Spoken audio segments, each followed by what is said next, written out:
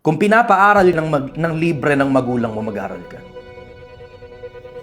Kung hindi ka rin lang naman gumagastos at hindi mo rin naman kailangan magtrabaho, mag-aral ka.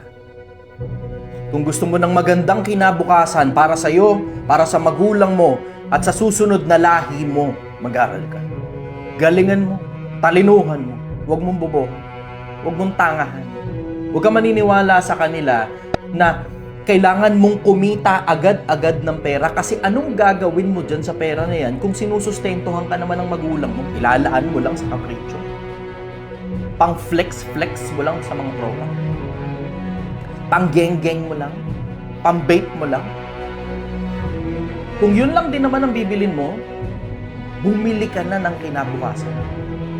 At ang pambili ng kinabukasan, talino. Pag-aaral. Galingan mo, Papa. Sa'yo kami nakaasa.